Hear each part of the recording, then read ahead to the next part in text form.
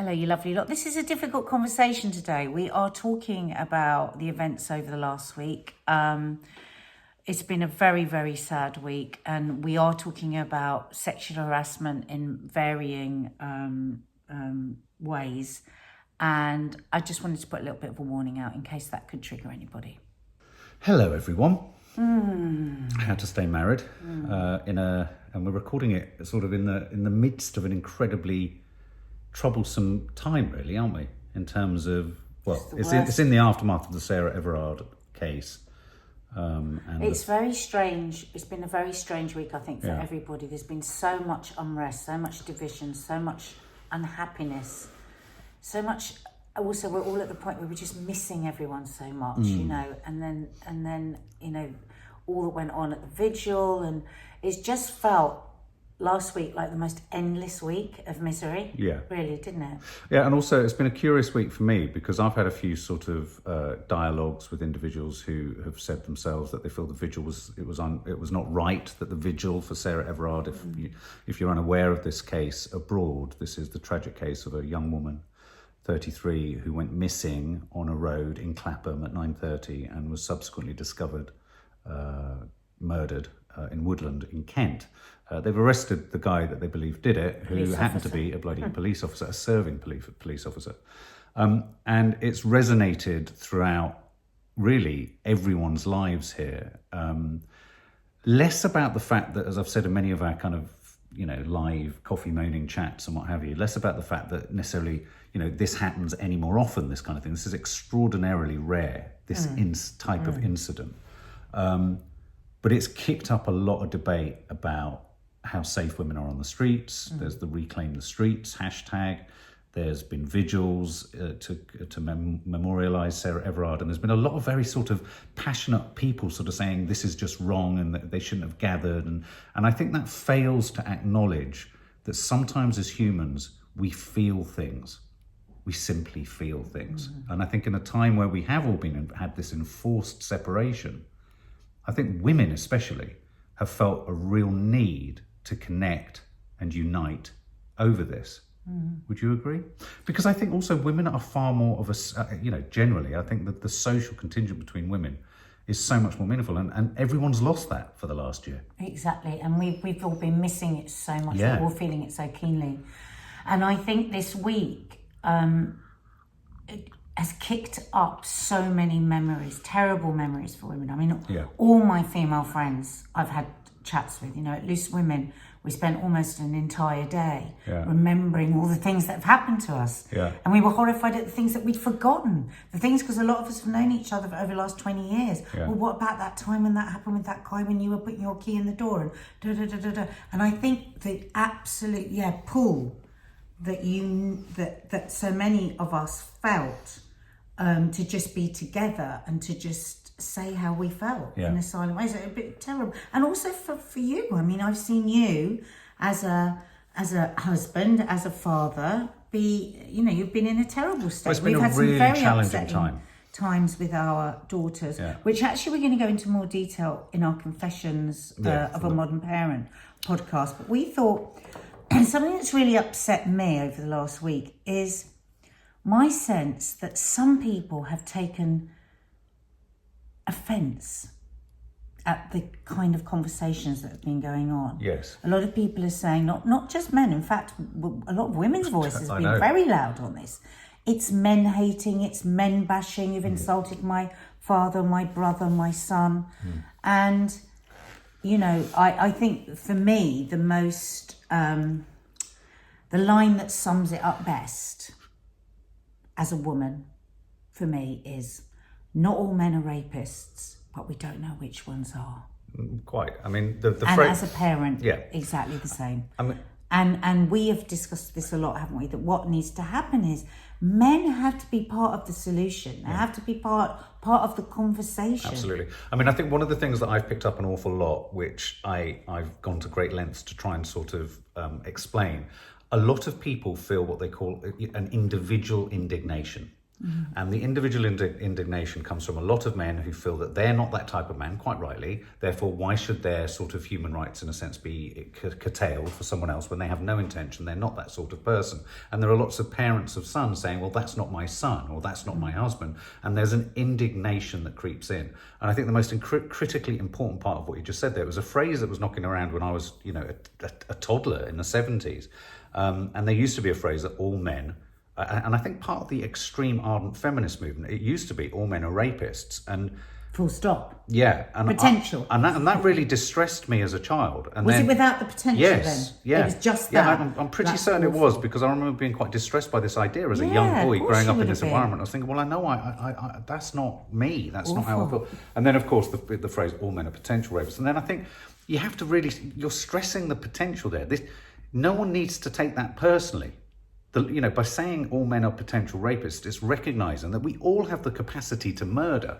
We all have the capacity to do bad things. It certainly doesn't mean we're all going to. I still don't like that sentence. I would find that a very uncomfortable sentence, man, because it suggests that any man could lose himself and become a rapist. Any man could put his and that's why. But they're not saying it's potential of me. They're saying it's potential of other men. But you can see why that's open to being taken the wrong way. Where I think it's very clear, not all men are rapists. It's just we don't know which ones are, and we don't know which ones aren't. So you could be walking behind me and be a perfectly nice chap. Who then picks up speed a bit because he's late to get home to look after the baby. I don't know. For me, you could be a rapist that's just about to put your arm around my neck and drag me off. Well, I thought it'd be really important for us to have a conversation about the experiences you've had. And I think this could possibly be something, why we're doing it for How to Stay Married. I think it's the kind of conversation more couples should have, where only really by husbands, partners, sons even, asking their sisters or asking their mums or asking their aunts or even asking their grandparents, what did you encounter in your life that made you feel uncomfortable or unsafe? And what do you have to do in your daily life, day in, day out, to make sure, to try and make sure that you are safe? It's a daily thing. It's a hum in the back of our minds all the time. Will I walk down this lane? Will I go into the car park? What kind of cab shall I call? Who shall I call on the way home in the cab? Who shall I tell that I'm leaving now and I'm arriving somewhere later?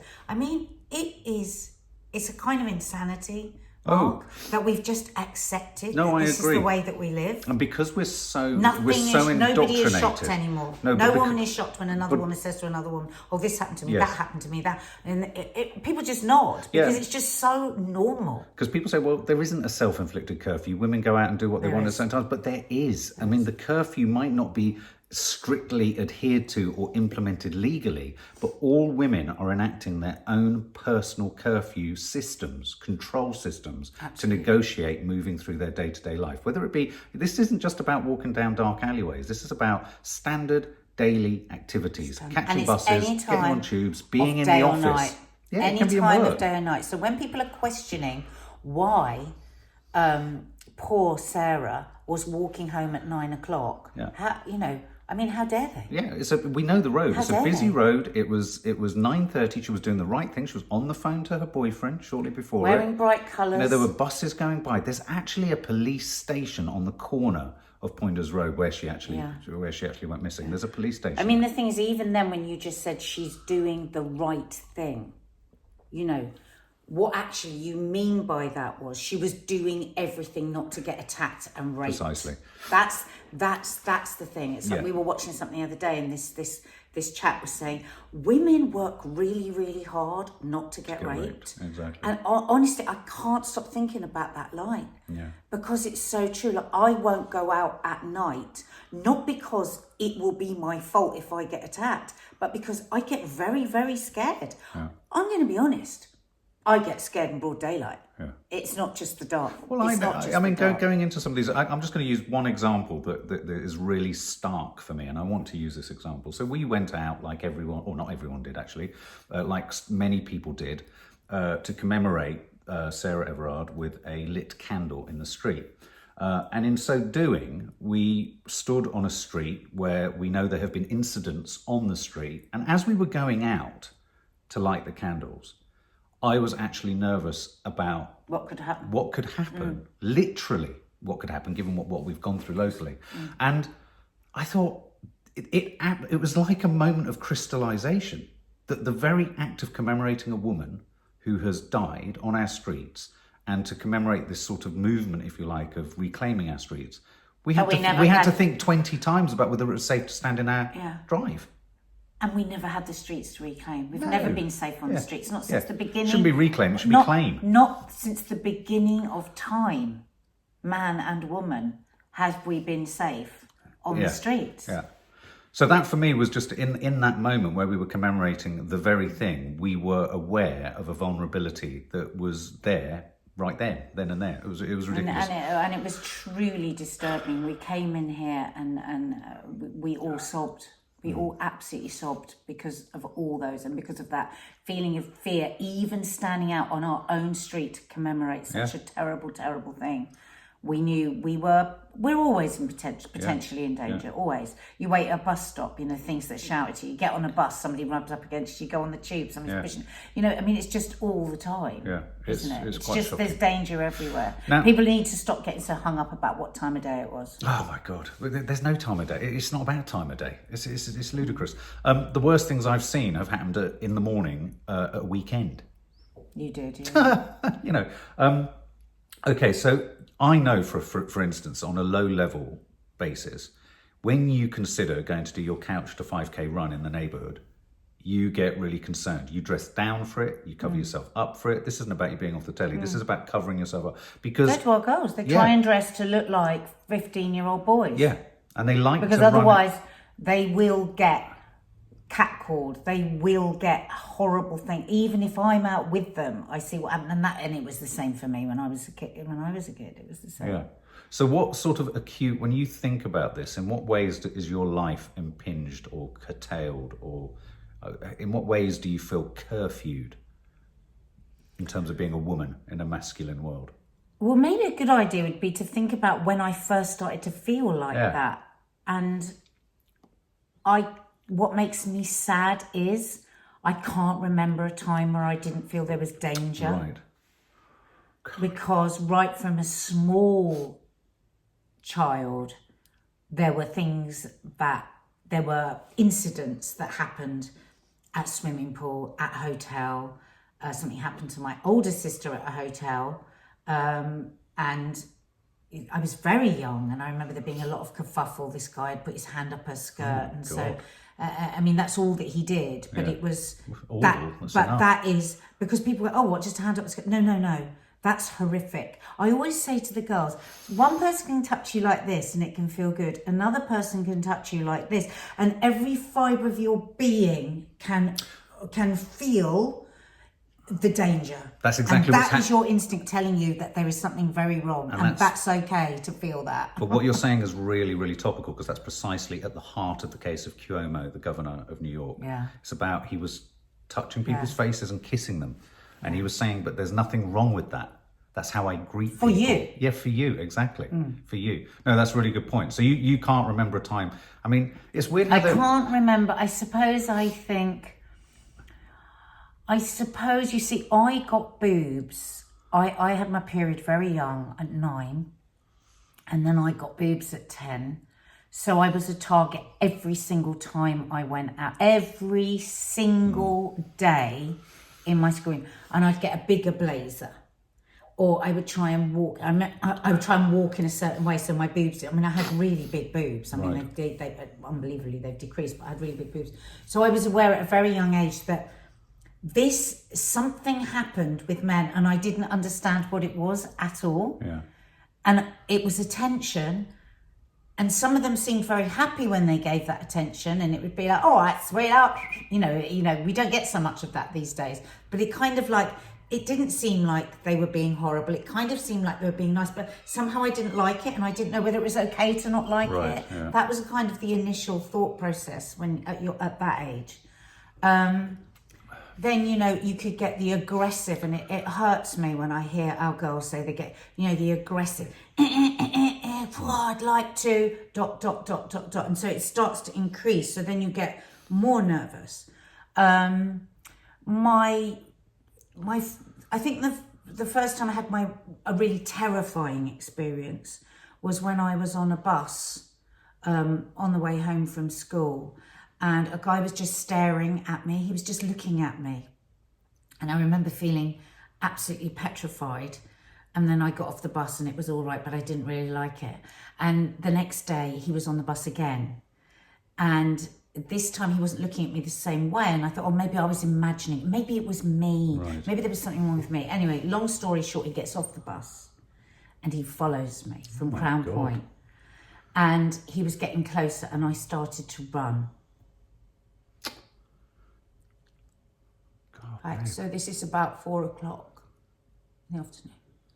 So then he gets hold of me and pushes me up against the fence, the school down the road, St. Joseph's. And at that point, I can't breathe.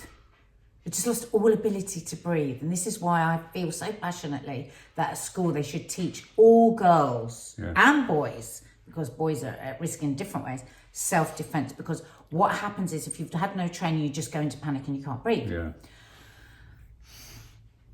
I push away from him, I run, and I really run. And at that point, I was quite a good runner, and I ran all the way to the hill here. So what is that? I don't know, 5-minute walk. Something like that. So I run to there, and then I'm nearly home. I'm 40 steps from getting home, and I'm at the top of the hill, and he got me and he dragged me down the hill. Oh my God. Oh, sweetheart. Sorry. And then, it was a kerfuffle, and he put his hand up my skirt, and somebody came or something happened. It's all very sketchy. Yeah. So it's a long time ago, about 10. I ran into the house, and I was like hysterical. And my mum was like petrified. Now, this is a really interesting thing. My dad went grey-faced. Right. I'll never forget that look on my dad's face as I was hysterical and saying this has happened and that's happened. And he grabbed me and he went around and I got away, And my dad went grey-faced. And my dad started asking me all these questions. And I immediately felt like I'd done something wrong. Right. Now, I absolutely know now that my dad was just petrified. My dad was horrified. He was mortified. And he wanted to, and he wanted to get information. But this is what people have got to understand. You feel ashamed when these things happen because you feel like, what did I do that made this guy do this? What did I do as a young child? What have I done? And then over the next few days, my dad, in my dad's love, what I was thinking, Nadia, sometimes when you walk along the road, you smile. You have a very open, friendly face. Maybe be angry. Be angry. If somebody comes and they ask you the time, you say, what do you want the time for? And I remember as a young, and this is my dad being very protective, but I remember as a young person being so confused by this. It's like, what does that mean? And I didn't know how to do that. Anyway, I started to change the way that I walk, and I started to look down and to walk very fast and all these things, which I will still do now if I'm on my own. I'll still do now, however many years later, 40, 50 years later. So that was my first terrifying experience. Wow. Jesus, that is terrifying. But, really terrifying. But the problem is, when women talk to each other and tell each other these stories, we all know it's just one of many. I mean, we were talking the other day about this, and Stacey was saying how she's never had a single thing happen to her that she was uncomfortable with or anything. And we were just all fascinated, all the other women, all the producers on our team, the researchers.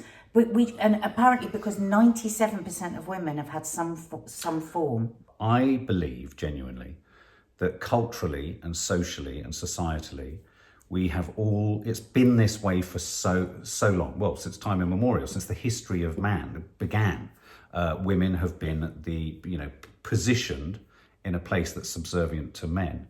And I genuinely believe that we're in a situation now, it's a little bit like Stockholm Syndrome, where I think some women will accept certain types of behavior towards them or tolerate certain types of behavior towards them and not see them as an example of male control or male privilege or whatever you want to call it.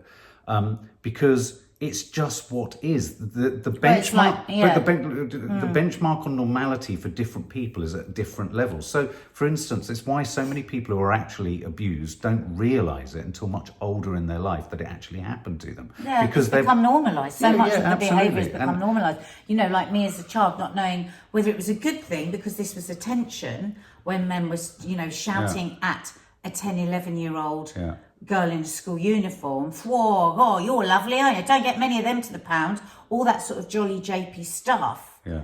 It was just very confusing because it seemed jolly. But that, and you are finding out your own sexuality, and you're finding out what the power is with men, the male and female power structure, you know, and then you start to respond to something, but you don't really know what it was, but what it is. The whole thing becomes intensely complicated and made difficult by the fact that men and women, and obviously we're talking predominantly about a heterosexual sort of contingent here, only because we are heterosexual, and I think that's the onus of the story here, though it does obviously happen in all other minority sexuality groups too, oppression and prejudice and maltreatment and abuse. But where it gets really complicated is where young women, I guess, or women are told, there was a curious meme floating around, I think Izzy and Maddie posted it somewhere, about be sexy but stay secure. So there's that really conflicting balance between, what's fine attention, what's flirtatious attention, and where is it not like that? And the signals are so mixed, and when you're young and you're trying to find your power as a woman, I always, I mean, if you go back probably to the early days of Loose Women, I probably was a staunch defender of the beep, beep, beep, and the hello, darling, the wolf whistle. I probably defended it. I think I might have seen you say that it's harmless. Yeah, I don't believe that anymore. I really don't believe that anymore. And I think, but so many women get very cross when you say that. And I think it's because we have had so many mixed signals. We don't actually, because there's often a feeling of, you know, that kind of attention could be a positive thing. Is it, I look good today? Oh, I'm sexy today. I would argue that's a form of social gaslighting. Whenever I hear someone, and there's lots of people in the media, it's often middle class, quite privileged women who say it. Oh, it's harmless. I find it's quite nice when you think that. Actually, you might find it quite nice, but that's particular to you. I think it's a form of gaslighting. It's telling you that this behaviour is all right. And I think if we can accept that gaslighting is a thing, then I think social gaslighting is what's happened in gender politics. You know, I find it. I think one of the most telling parts of the hashtag Reclaim the Streets is the streets. I think, you know, there is obviously a much greyer area around flirtation, attraction, and coming togetherness between the opposite sexes, but it shouldn't be happening on the street. And that's my point. There is a cutoff point. There should be none of that on the street. It's not a catwalk. It's not a place where we're going to preen ourselves, and it's just not on. And I think that's why, for me, in a weird way, I like that tag, Reclaim the Streets, or Claim the Streets, as you say. You never had them in the first place. First time. Yeah, because, you know, you might go clubbing or something. Now, the thing about all of this is, in every category of place, there have to be new boundaries. So like clubbing, for example, you know, lots of people go out clubbing to flirt and meet people. And if you start to unpack the layers of when attention is unwanted attention, and when attention should start, or when flirtation does start, or when, you know, you hear people meeting clubs, people, you know, it's very, very difficult. And I think it's very difficult.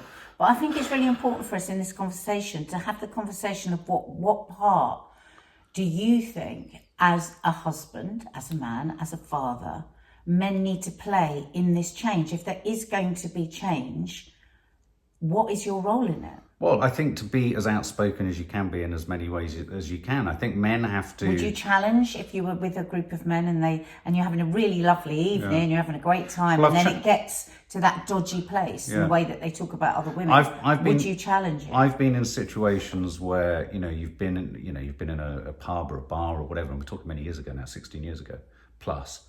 And you will be with a group of men, and you're not necessarily being in any way untoward to anyone, but the sensibility of the group can shift. I think it's incredibly difficult for men to, being in that group, say something meaningful to change the direction of that group. I'm not talking about like a group of rapists. I'm talking about a group of men who are out for a good time. Everyone's gone out. A lot of there's groups of women have gone out. There's sort of lots of eyes are looking at each other across bars and what have you. I think there's a difference though between being a group of men who's gone out and you're flirting with people and another group and you're all flirting. Oh, she's lovely. Yeah, that sort of stuff. Totally and it's reciprocated. It's where there's a line. It's when the line is crossed. When the lines. I think I've been lucky enough to not in social situations be in a group where anyone has felt oppressed by the group that I'm in.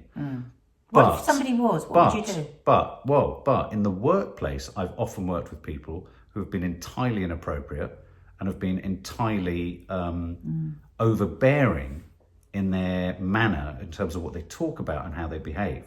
And in those instances, it's been difficult because usually I was in a boss situation. So I remember your discomfort. Obviously, I know the situation that you're talking about that went on for months when you were working with two people who you knew both of their partners, and the constant references and films being brought out on porn, like horrible. And so what I would do in those instances, I would always challenge them and say, but the thing is, I challenge them in terms of this is inappropriate behaviour. At work. But there is when you're faced with that behaviour in another man, you're hard pushed to be able to, I think, make much change at that late stage in their life. They are what they are. You're not going to reform a character who's into certain things and certain behaviour and certain attitudes to women. You're not going to reform them in a HR meeting upstairs. I think they're just not going to let you know that they do it, and that's what happened. It just circumnavigated around me, that behaviour. Yeah, it didn't change. It didn't change at all. What about if you're in a car with a friend and your friend says something really salacious about? I've always said, well, if they say it again, it hasn't happened that often. Usually because I'm the boss. No, but what do you think if it did? Yeah, well, I think after all this week and after all the conversations that we've had, do you think you might? Because I think it's really, really hard. I would challenge. I think that the point. Actually. I think every man's ambition is to challenge it in every other man they encounter it in. It has to be. I think it's okay that men don't actually realise how awful it feels. Yeah. I think it's okay that they don't know, but I think they have to be open to hearing, and I think they need to ask the questions. Well, the thing, like, what do you have to do to try really hard not to be raped? Well, do you really want to know? This is what I have to do. X, Y, Z. Going out, for instance, just through lockdown, when you've just felt overwhelmed with being in, you go, I'm going for a walk. I look at you like you've stepped off the moon. No, I know. You're just going to get up at 10 o'clock and go out for a walk. It's so ludicrous, the idea to me. I would love nothing more in my life to stand on a beach on my own at night and just feel the wind and hear the waves. I would love that so much. I will go to my grave never having done that, because I would always be fearful of what could happen to me. So that means that whenever I'm out, I have to keep in the back of my head, and I know not all women are like this. I've got friends that push through the fear, or some that aren't even afraid, but I am. But they still push through a fear. It's my bloody life, and nobody can tell me, well, that's not the case. But they still push through a fear. Well is. But they're still pushing through a fear. I mean, just that there's the lesson. They might do it, but they're pushing through a fear. On Loose Women, I said to Kay the other day, I said, you're one of my fearless friends. Yeah. You'll go down at 9 o'clock to the corner shop and get a pint of milk. And she said, maybe I just refuse to fold to it. And I thought, well, that's the difference. I'm just not brave enough to do One that. of the most common lines I've always used with men where I've been in a scenario or a situation where, and I've been in situations where I've got into fights in pubs when I've broken up men being literally abusive to their girlfriends, but we're not necessarily talking about that. And that was shocking and extra, so, I think if you become a self-appointed freedom fighter in amongst men, you will be silenced and marginalised within seconds. Within seconds. You have to do it by stealth. I think it has to come with education. It has to come with boys. It has to come with, a lot of the stuff that my mum imbued me with has stuck with me through my life. Now, a lot of that stuff hasn't been easy to process as a heterosexual man. There's all sorts of things that I've done in my life, I've been in my life, that I think, oh my God, this challenged the way I am and who I am and how I conduct myself as a man. But the one thing I've always used as a line, and I started using towards the end of that behaviour that we're talking about in the workplace, was everyone, when say they point at someone and say something, literally in the car, I'd be like, you do realise she's younger than my eldest daughter. And that always cut the atmosphere like a knife. There would be like a moment of, because what I was trying to do there, not because they necessarily even knew my daughter, but I was using the sanctity of a relationship that I have with a child, my child, to humiliate them and to make them, but also to just break through and to go, break hang on through a and minute, make them this could be your sister, this could be your daughter, your... especially your daughter. And like, I remember someone saying to me, so what, are you seriously saying you don't find young? I said, well, I'm very unusual. I don't find any woman attractive under the age of my eldest daughter. It literally doesn't work for me. I don't think like that. It's like I'm a man of this age and I'm a man of this age. My horizons are different. We've talked about it in other scenarios, and I'm sure we'll talk about it in Confessions of a Modern Parent. But my biggest intolerance and my biggest sadness is men of my age, 30 and upwards, who behave in the way they do towards young women. It doesn't matter what age the women are, but there's something quite bizarre that we have a society in which men of my age see fit to shout what they shouted at all my daughters from the front of vans. Now, in that instant... not just vans, every single situation. In so many different scenarios. I mean, I'm just using the scenarios that I know of. But I mean, it's very challenging, because what does one do? Does one go out in a sort of vigilante method of trying to kind of confront everything? You will end up incredibly hurt. As a man. Apparently there's this, and we'll talk again more about this in Confessions of a Modern Parent, but apparently it's quite a thing that girls will say when one girl's had a situation with a boy, and the girl will explain that to the group of girls, and they say, oh yeah, he's a bit rapey. Yeah. A bit rapey is actually terminology. Yeah. A bit rapey. It's just shocking. I mean, one thing I genuinely believe can be done, and we're getting to the end of this chat now, is we have to factor into citizenship at school, teaching at school. There has to be a huge contingent on treatment of the opposite sex, of treatment of women and gender politics and sexual politics and behaviour. And it has to be boys and girls together if they're in a mixed school. I think dividing them up for a separate conversation is not good. Yeah. And I think I think I think we have to start doing, because I have no hope. That's my thing. I find it really difficult to believe that there can be change. And that's the conversation I've been having a lot in my own head this week, having daughters and stuff. I think if I don't believe in it, how can it come? But I feel beaten down by it, by all the stories I've heard through all my life with my friends, of the many stories of myself and my daughters and I feel hopeless, Mark. Yeah. I mean, and that's what I've got to work on. I don't believe there's change. It breaks my heart when I hear reclaim the streets, and I know we never had them. Well, it's like, what does it all mean? Where's it all going to go? Everyone's standing up angry now. Twitter's going crazy. Instagram's going crazy. Politicians are coming out. What is actually going to happen? And what are we going to do as a country? What are we going to do to change? There has to be. Well, this is where Boris Johnson has to take the lead. There has to be direct and specific. A direct and specific inquiry, in a sense, social inquiry into what we can do better, and it needs to happen fast. Because so my heart drops when I hear inquiry. Well, no, because it's only through that you'll be able to adjust the national curriculum. It's about education. Can only start at education. And it has to happen at school, because in those families where those families can't or don't want to, we can have a huge gap. Yeah, and my analogy is that it's really hard to target and educate from the top of the tree, where you've grown old and you've become it's very hard to target at the top. You're going to get limited returns on the top. Doesn't mean you don't, and it doesn't mean you don't, you perhaps institute laws that mean that certain things can't happen, like curb crawling, and wolf whistling, and a lot of curb crawling can include a van or a car pulling up at the traffic lights and just leering and talking to women. It's an incredibly threatening thing, and so curb crawling could be that. And if how do we protect against that? We talk again about Zoe, one of our followers on YouTube, who told that story. It's really resonated with me that she was running around Clapham Common. A man stood in front of her and just hung his tongue out of his mouth. Yeah. I literally, that makes my don't know. blood boil, and yet lots of people go. Yeah. Well, it's the day in, day out stuff that women have to put up with on the streets that is so low level, people would say, but I think it's the building blocks of everything that it can become. How are we going to change that? Well, the other thing that has to happen as well, and I am saying this because I've heard it said so many times by women I respect. Women, older women and women who've been through this for years, have to stop saying it's the way it's always been. it defeats people.